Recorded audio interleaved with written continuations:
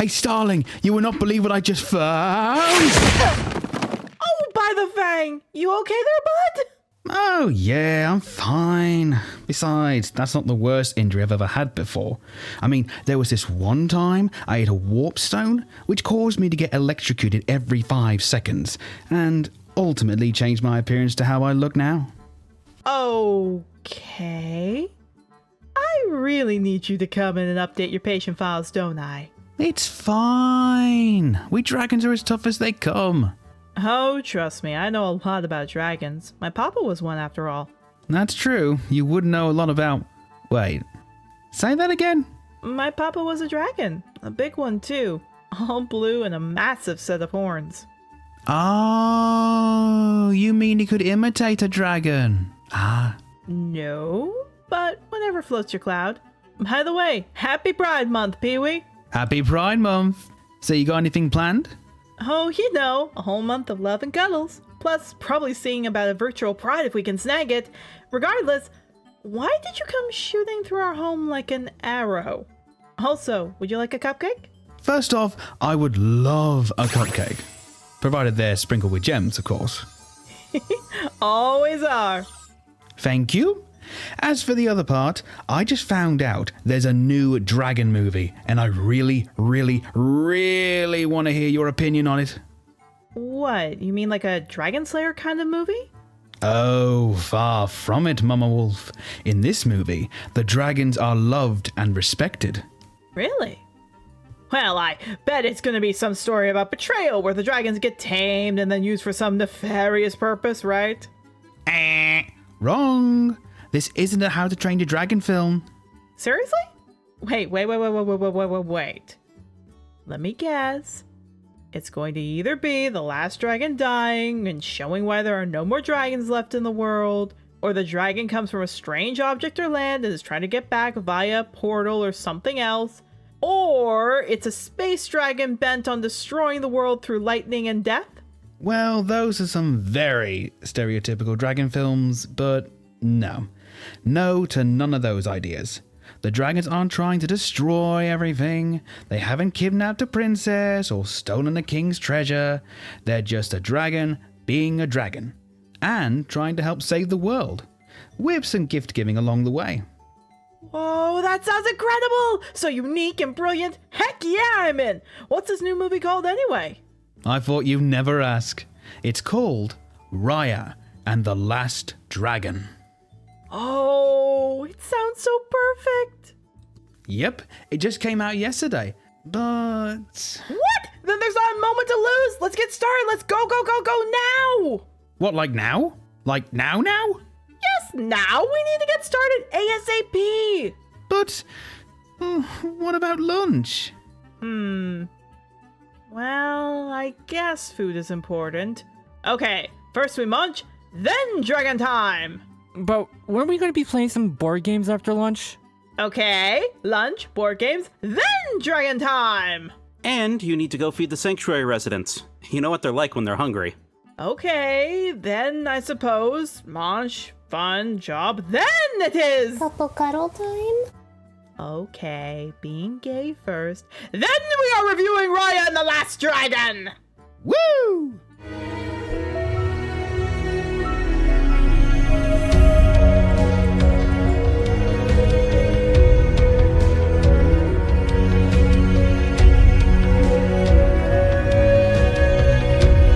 Hello everyone, and welcome back to Wolf Tales, where literature runs wild. Happy Pride Month! Well, I had a few ideas for this month. I decided to go with something a little different that was going to be coming out of the Premium Vault this month, and in fact, yesterday. Today, I'm going to be reviewing Disney's newest animated Marvel, Raya and the Last Dragon, joined by my longtime dragon buddy, Peewee Dragon. Greetings everyone, I am the pink marshmallow horn dragon known as Peewee. Happy Pride Month for me as well. It's great to have you here today, Peewee. Especially when you bring such an incredible and unique dragon film to the table. Indeed, it's been a few years since we had a film focused on dragons.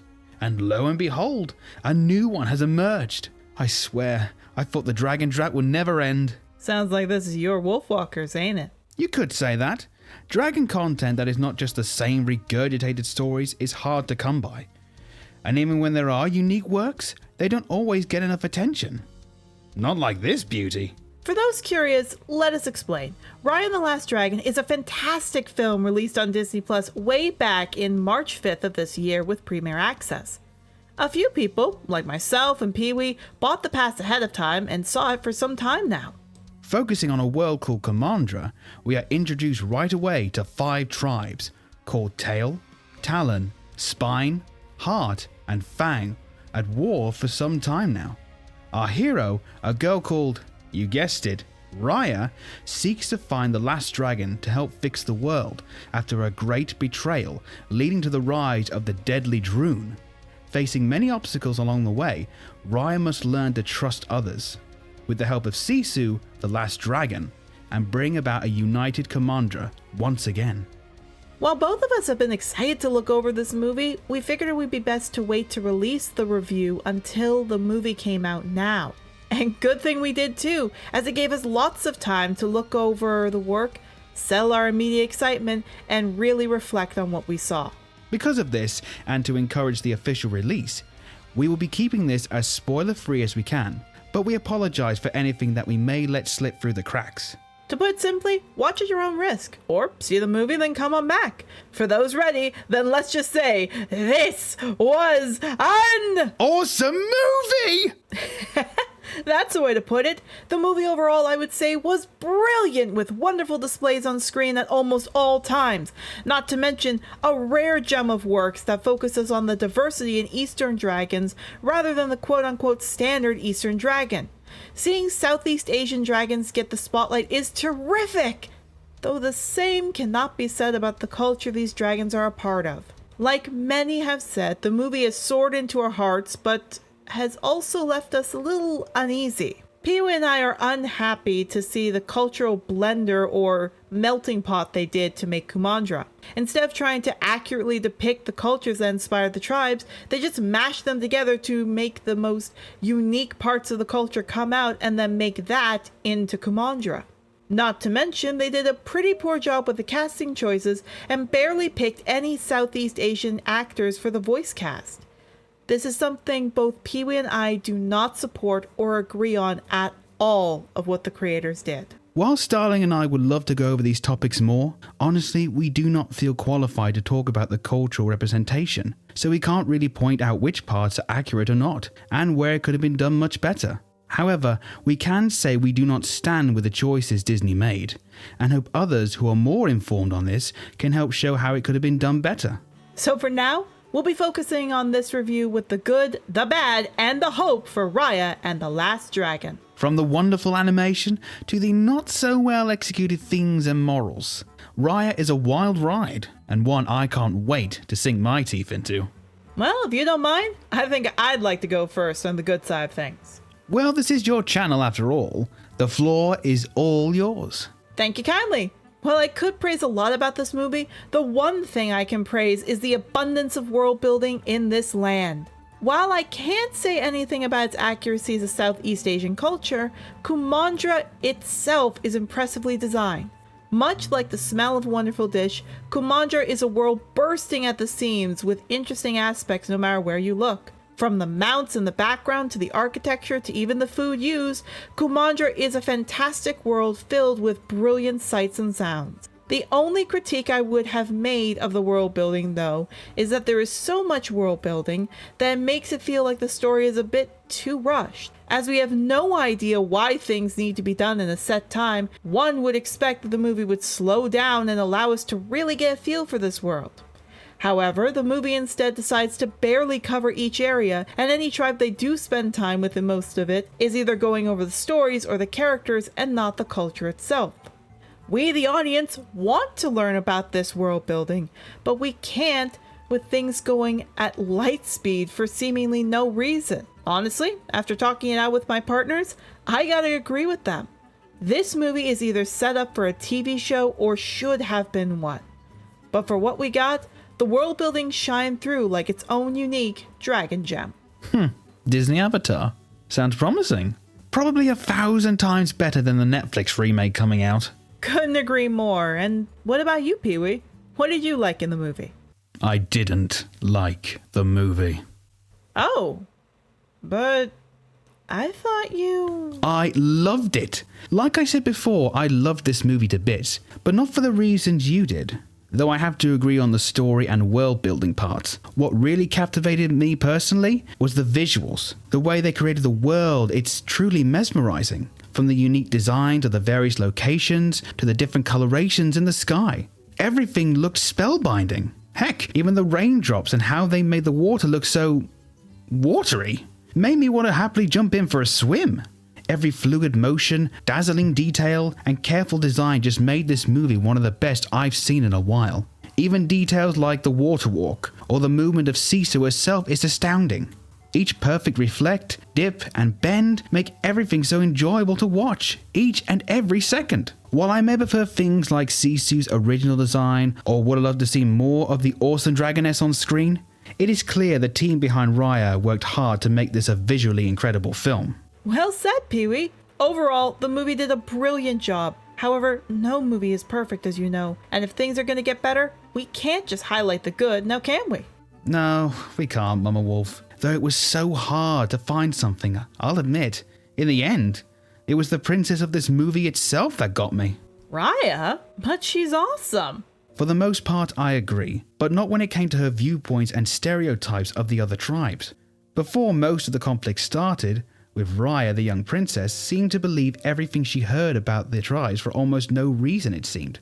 I mean, when you look at her father Benya, he wants unity and peace with the other tribes, not to slaughter them or deem them monsters. Seeing this from an early age with the young princess, and it continuing for most of the movie, is kind of hard to sit through. Even after the gem breaking, her mistrust of the other tribes goes beyond just blaming the one who, in her mind, did this, the Mari.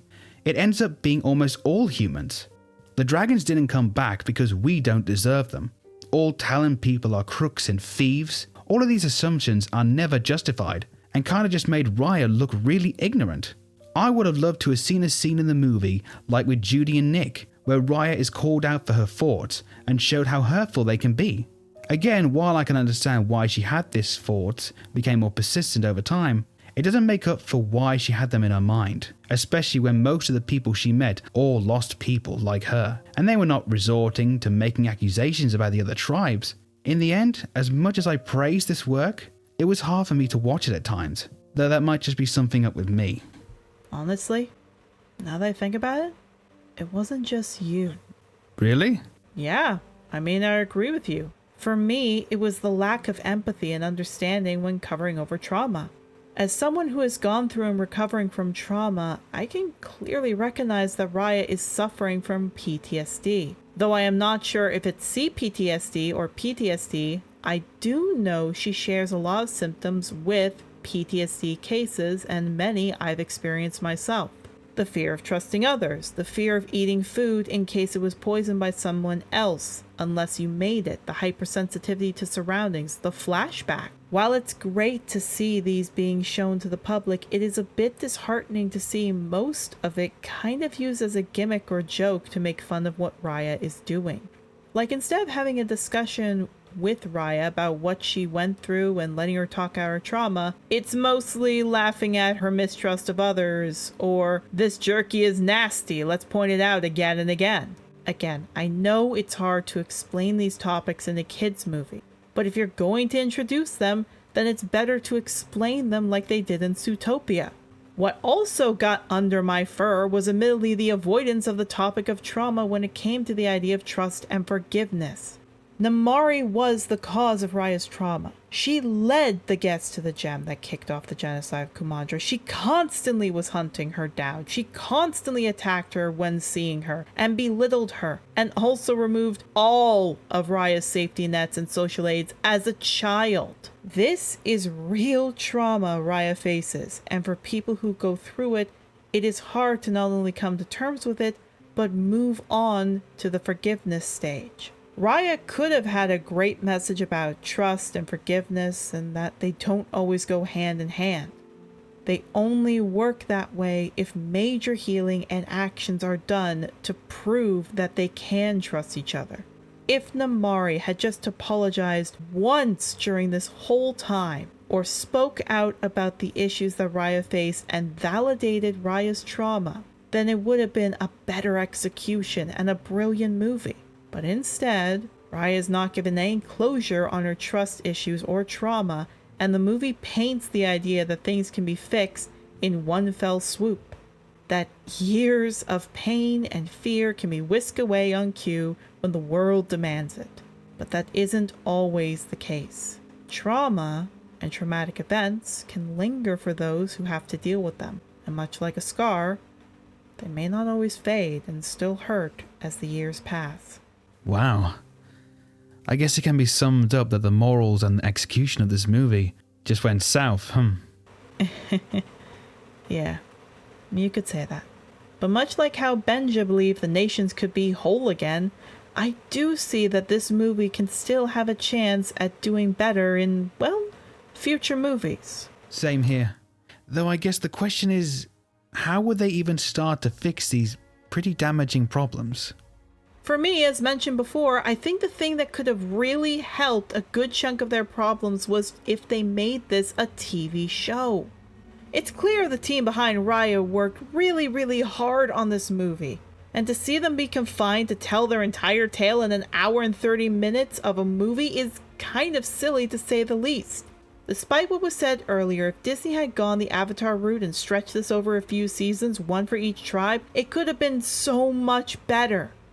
We could have had time to really look over the world, the customs, examine the characters better, watch Raya grow more as a person, and just so much more. Heck, we could have maybe even had more dragon shenanigans, more dragons overall, and more time to flesh out the history of Sisu. Heck, maybe even making the Droon a human creation and Sisu having overcome her trauma, which helps Raya work through hers. That may be what would have needed to make Raya's transition better and better tell the tale overall. While I could go into more, I think what they needed was time to flesh out this world and this story. And time, I am afraid, was not on their side, especially considering what happened in Frozen 2. I would pay to see that.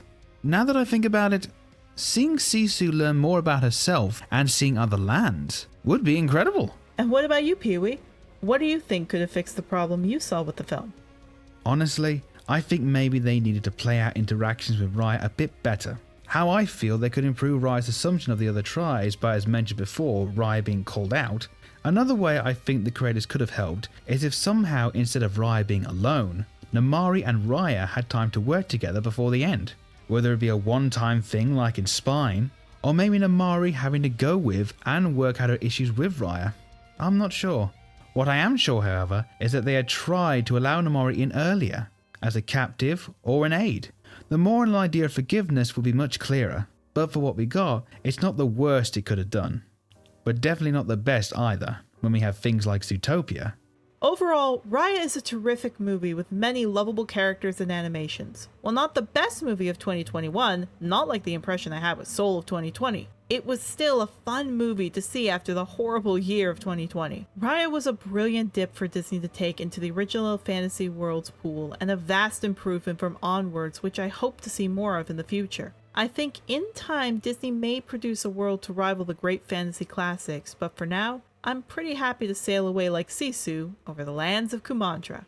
As for me, I thoroughly enjoyed this film. It kept me engrossed and made me want to know what happens next. We rarely get films that depict dragons as kind and thoughtful beings, so it's a nice change of pace from the previous dragon films that simply have them going on a rampage or stopping a heroic knight from saving the damsel in distress. Despite my unease with how they depict Raya and her actions, I will still recommend this movie to all animation and dragon fans across the land. And that was Raya and the Last Dragon. We hope you liked it, and if you did, please like the video and subscribe to the channel to see more videos like this in the future, which hopefully will not get flagged down like Kipo's did. As well, please remember to comment on your thoughts on the film, as well as go subscribe to my friend Peewee's channel. He has some brilliant voice acting and wonderful reviews himself. Oh, I thank you, Mama Wolf. It's been fun. Hey, no worries, bud. And let's book you in for your next appointment to make sure everything's doing all right? Gotta make sure that awesome dragon self of yours is up to date. Fair, But if there are shots this time, I ask there be cupcakes at the end. Of course. But for now, once again, happy Pride Month to all. And this has been Silver Starling. And Peewee Dragon. See you next time you want to run with the pack.